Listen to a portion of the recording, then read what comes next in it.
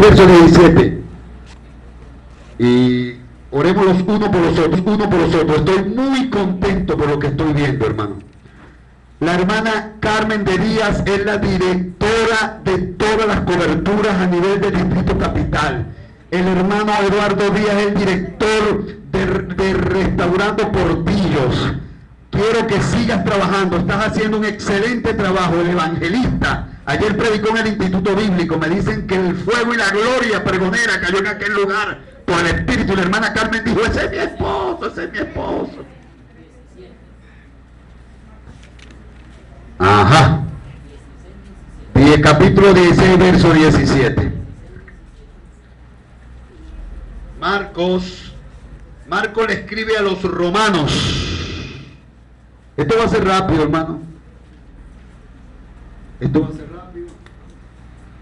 El que no es constante, no espere nada de Dios. Dios no puede poner dinero en alguien que no le sirve. Dios no puede poner ministerio en alguien que no es constante. Usted no deje de venir a su iglesia pagando el precio, dígame, para la gloria y la honra de nuestro Señor. ¿Sí? Entonces, versículo 17. Ok. En el nombre de nuestro gran Dios y Salvador Jesucristo, quiero bendecir a la hermana Sara. Ella apenas tiene 5 meses en el Evangelio. Fue bautizada y casa de tu esposo trabajando. Ok, mándale un besito. Bello, allá llegó. Aleluya.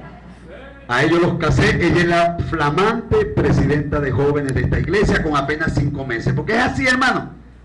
Hay gente a veces que no, bueno, entonces Dios pone que tiene que poner, hermano, pero la obra no se va a parar. Mire, si yo dejo de trabajar, Dios levanta piedras.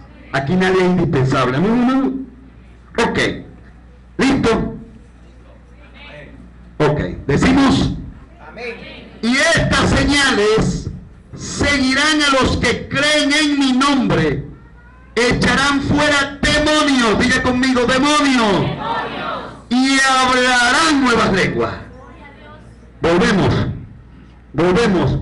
Y estas señales seguirán a los que creen en mi nombre, echarán fuera demonios. Padre, gracias te damos. Gracias, Señor, en esta hora. Gracias, Dios. Gracias, Jesús. Bendice tu palabra, Señor amado. Bendice tu palabra. Y quiero que esta palabra, Señor, sea de edificación para todos nosotros. Te pido, Padre querido, en el nombre de Jesús, que nosotros podamos encontrar en ti lo que estamos buscando, Señor amado. Una palabra de poder y una palabra de gloria. Amén y amén. Así que hoy tenemos un sermón que estaba meditando anoche en él, y es un sermón que es sumamente importante, que quiero que todos tengamos referencia, porque tiene que ver mucho con la doctrina y con la autoridad que debe ejercer la iglesia en este mundo. ¿Decimos amén? Amén. Así que yo he titulado este sermón, Nacimos para liberar.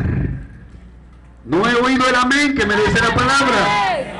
Nacimos para liberar. Nosotros hemos nacido de nuevo para conquistar y liberar. Así que el título del sermón es Nacimos para liberar. ¿Decimos amén? Amén. Y estas señales seguirán a los que creen en mi nombre. Echarán fuera demonios. Yo no quiero dogmatizar el sermón en esta hora, ni hacer ningún tratado o ensayo teologal que nos lleve a disputar las escuelas que hablan al respecto de la liberación. Solo quiero simplificar que la palabra liberación tiene que ver con una palabra en griego que significa exorcizar. Diga conmigo, exorcizar. La palabra exorcismo tiene que ver con la práctica acerca de liberar, de evacuar, de desalojar a alguien de un lugar. ¿Dicen amén? Amén. Así que pudiera traer a colación muchos conceptos de la palabra liberación y seguramente estarían todos correctos.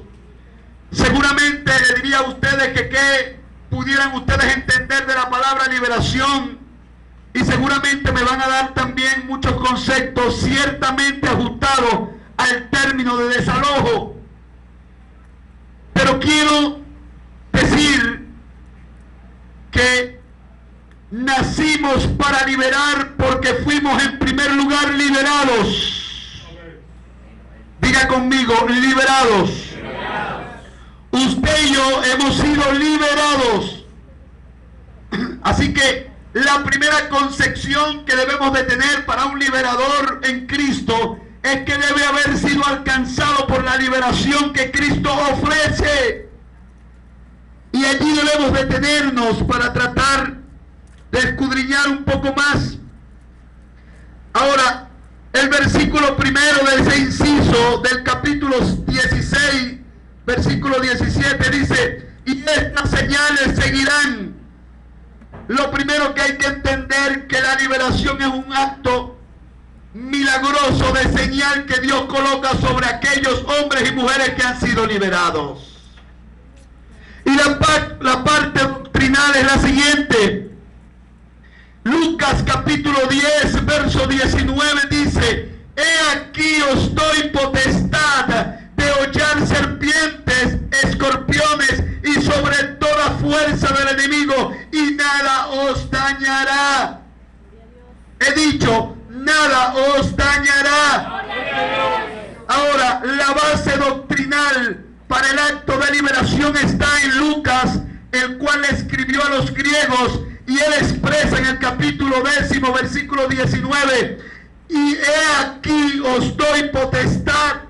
La palabra potestad también es la misma palabra que se utiliza en símil para expresar la palabra autoridad. La palabra autoridad y potestad tiene que ver con un permiso o una licencia que se te atribuye para ejercer un dinamos. La palabra dinamos en griego es explosión y es la palabra que se translitera como poder. Así que podríamos nosotros entenderla de esta forma: potestad y autoridad es la licencia o el permiso que Dios te da para ejercer el poder, que dice Hechos capítulo 1 verso 8: y recibiréis poder. Ese poder está en ti porque hay otra base doctrinal que es: somos templo y morada del Espíritu Santo, y cuando tú eres templo y eres morada del Espíritu Santo, hay un poder profético derramado en Joel capítulo 2 verso 28 con estado escatológico que se cumple en Hechos capítulo 1 verso 8 y dice: y recibiréis poder cuando haya descendido sobre vosotros el poder del Espíritu Santo. Así que, hermano y hermana, tú fuiste liberado y traído a la iglesia para que ejercieras un poder, para que las tinieblas temblaran, para que los demonios crean y tiemblan, para que donde tú te coloques, donde tú te pares, hay un poder que puedes ejercer en Cristo Jesús. Oh, gloria. Esa es la base doctrinal. Dicen amén.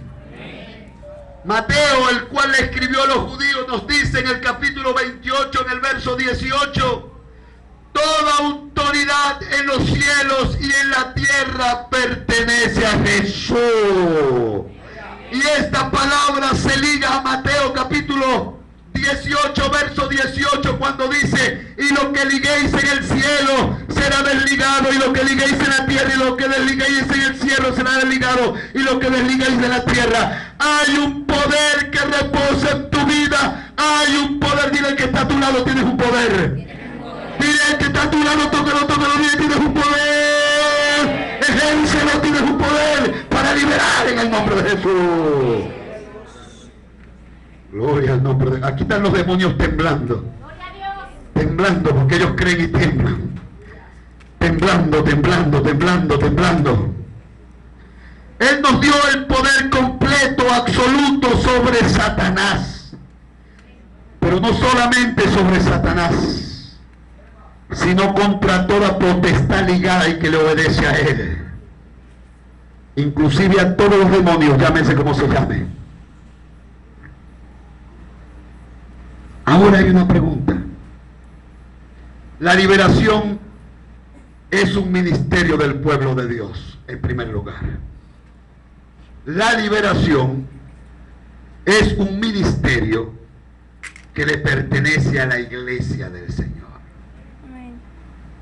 Por eso es que la Biblia dice que las puertas del Hades no prevalecerán contra la iglesia, porque la iglesia es luz en medio del mundo, porque nosotros somos la sal de la tierra, porque el diablo sabe que cada iglesia que se conforme en la unión de Cristo el Señor y de los resucitados, de los frutos que da el creer en Cristo, hace una iglesia liberadora. A veces yo oigo a la gente que habla y habla y habla, y oigo a grandes hombres y mujeres de Dios, y de paso lo hacen de muy buena fe, y a veces oigo y tratan de hablar de los cambios que debe pasar en este país o en el otro, pero el cambio más radical que debe existir en el mundo es que la iglesia de Dios, que tiene el poder para ejercer liberación, pueda gobernar en todos los espacios de este mundo.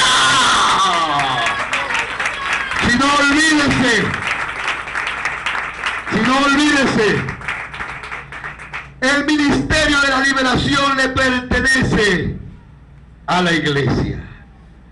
Mateo capítulo 15, verso 28. Oh, el pan de los hijos. 15:26. Una mujer sirofenicia solicitó la liberación para su hijita. En un principio Jesús se rehusó en darle la liberación. Y después hay una conversación metafórica que da una enseñanza tremenda. El pan de los hijos, y después habla de algunas consecuencias. Pero Jesús actúa en la liberación de la hija de esta mujer cuando esta mujer, solo después que la mujer expresó fe en él. Primera enseñanza: nadie puede liberar a nadie si no es en el nombre poderoso de Jesús.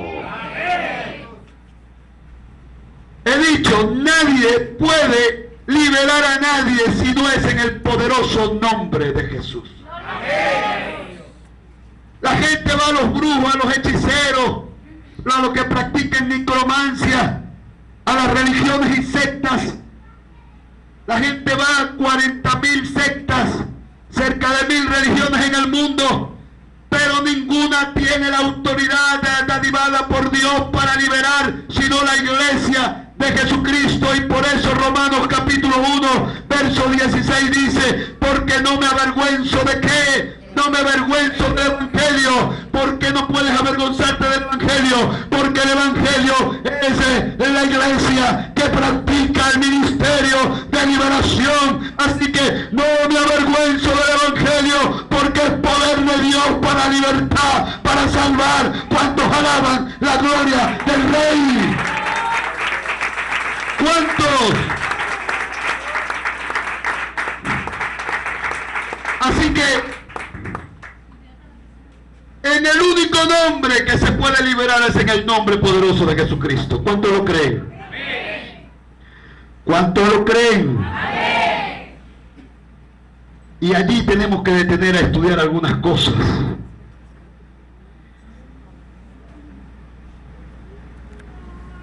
La corriente de este mundo, conforme al príncipe de la potestad de los aires, Efesios capítulo 2, verso 1, habla del dominio de Satanás en el mundo. Él es el príncipe de las tinieblas. En el mundo tendréis aflicción. Este mundo, como lo vemos, es gobernado por Satanás y sus huestes. Pero la iglesia está en medio de este mundo. Por eso es que la Biblia dice: Señor, no te pido que los quites, sino que los guardes. Ahora, ¿dónde se va a guardar el creyente en este mundo si no es en la iglesia? Y estando en la iglesia, entonces es invencible. Por eso es que la iglesia de este tiempo, la iglesia cristiana, ha sido atacada, calumniada salvajemente, porque Satanás sabe que el único y la única que puede vencerlo en este mundo y en esta tierra es la iglesia de Cristo, porque que representa el poder vivificante, donde están dos o tres reunidos, ahí está Dios. La iglesia en Cristo es perfecta y hay un poder que emana de la perfección del Espíritu Santo.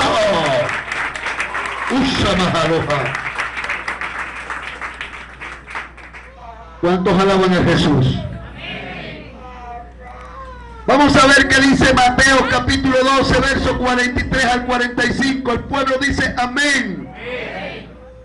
Dice, cuando el espíritu inmundo sale del hombre, anda por lugares secos, buscando reposo y no lo halla. Escuchen bien esa palabra clave, no lo halla. ¿Qué es lo que no haya? Reposo. Entonces dice, volveré a mi casa de donde salí, y cuando llegue la haya desocupada, barrida, adornada, entonces va y toma consigo otros 7 espíritus peores que él, y entrados moran allí, y el postrer estado de aquel hombre viene a ser peor que el primero. ¿Cuántos alaban a Cristo? Y aquí viene una pregunta. ¿Puede un cristiano estar endemoniado? ¿Puede alguien que ama y confiesa a Jesús tener una conjugación de demonios en su cuerpo, en su mente? La respuesta es sí. Y vamos a basarlo bíblicamente. ¿Dicen amén?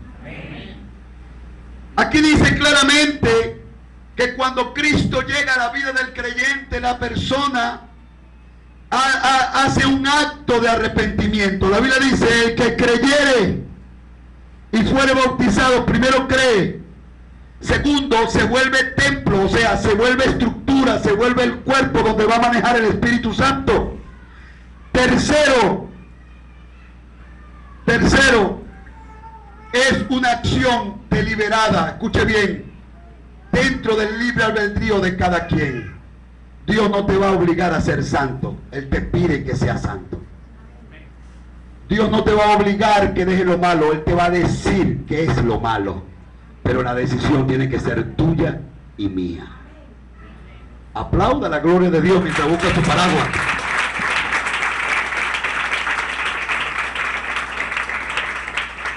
Escuche bien, porque a veces la gente dice, pero ¿cómo un cristiano puede estar endemoniado? Bueno, aquel que abre las ventanas de la casa espiritual y permite que el demonio que fue expulsado vaya y busque a sus compadres, amigos, tíos, primos, toda la generación diabólica, y se le mete. Entonces son 8 demonios que tiene el cuerpo. Y a veces están en la iglesia y no soportan la adoración al Señor. A veces están en la iglesia y se fastidian de la predicación, se fastidian de la lectura de la Biblia, se fastidian de Dios te bendiga. Hay algo que está pasando, por eso es que la Biblia dice que los demonios creen y tiemblan. Cuando tú hablas del Señor, cuando tú hablas y proclamas el nombre poderoso de Jesús, los demonios tienen que huir, los demonios tienen que temblar, los demonios tienen que alborotarse, porque tú eres un arma poderosa del Espíritu Santo de Dios. Todos los que estamos aquí hemos sido redimidos por la sangre de Cristo. ¿Cuánto lo creen? Tricotomía teologal, alma, cuerpo y espíritu. Quiero dar un ejemplo y quiero ser lo más pedagógico posible para que no se me enreden y diga, el obispo dijo. Quiero que preste atención. Quiero que tenga su oído presto a lo que voy a decir, porque quiero hablar a tu espíritu en el nombre poderoso de Jesús. Si un creyente es templo y morada del Espíritu Santo, entonces ¿cómo es que puede estar endemoniado? Esa es la pregunta que seguramente vendrá a tu mente en este momento. La Biblia obviamente no se contradice, pero hay principios teologales. Primer principio: Dios habla es a tu espíritu, no a tu alma. El espíritu que tienes es el que se comunica con Dios, y es a donde Dios trata. El alma es donde se encierran las emociones, la psique, el pensamiento. Eso es lo que manipula la carne. Cuando tú das fruto del Espíritu, que empiezas a dar un proceso de regeneración, el Espíritu que es tratado por el Espíritu Santo logra vencer al alma en esa dualidad teologal que tienen internamente. Y entonces las cosas carnales no predan, sino las cosas espirituales. Y tu cuerpo comienza a comportarse como un hombre o una mujer de Dios. ¿Estamos entendiendo? Recuerden que la salvación se compone de 3 elementos. 1, justificación. ¿Quién justifica? Cristo. 2, regeneración. ¿Quién regenera? Se regenera bajo el proceso de la palabra. Juan capítulo 5 verso 39. Escudriñad las escrituras porque a ellos parece que tenéis la vida eterna. Así que en la medida que el creyente lee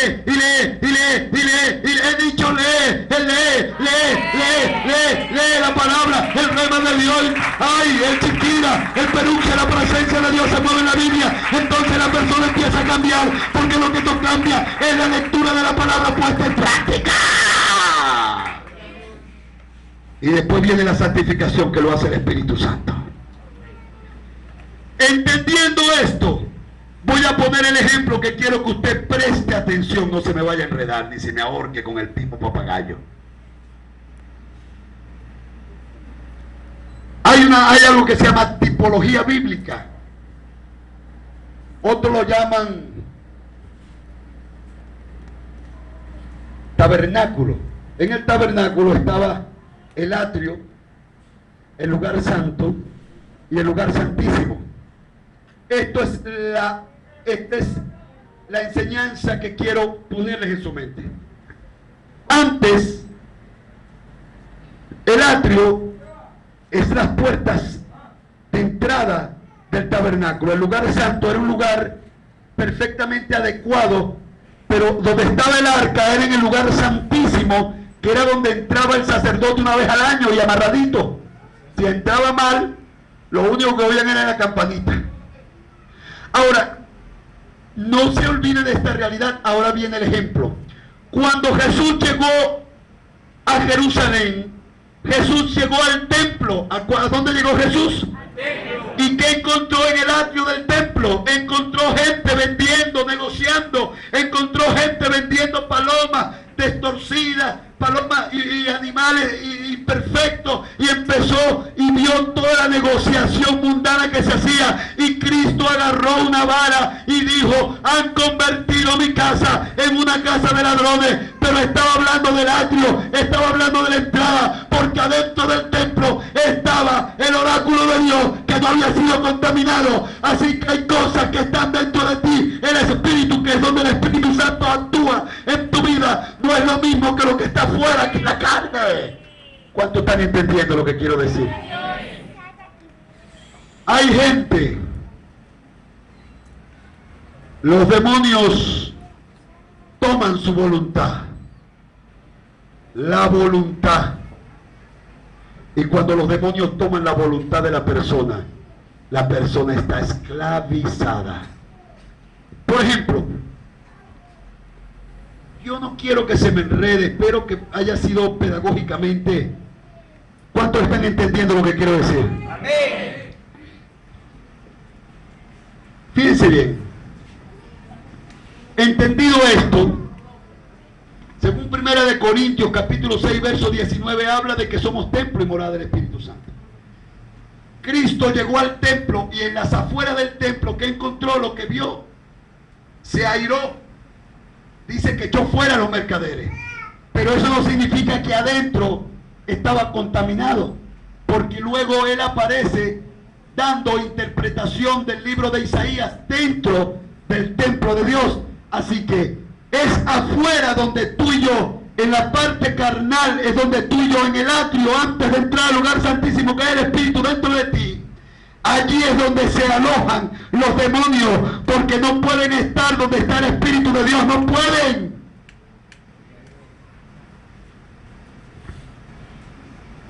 Hay gente que me dice: no, pastor, es imposible. ¿Y por qué hay chismosos en la iglesia? Pues hay chismosos. ¿Por qué hay mentirosos empedernidos en la iglesia? ¿Pero por qué? Explíqueme. ¿Por qué hay fornicarios? y adúltero. Estoy poniendo un ejemplo a nivel mundial. No vaya a decir, el obispo me tiró una pedrada. ¿Usted sabe por qué? Porque hay gente que se arrepiente, pero no se aparta. Y hay gente que se aparta, pero no se arrepiente. Entonces le das el derecho a Satanás. Y ahí es donde vamos a averiguar lo que significa la palabra posesión. La palabra posesión, escuche bien.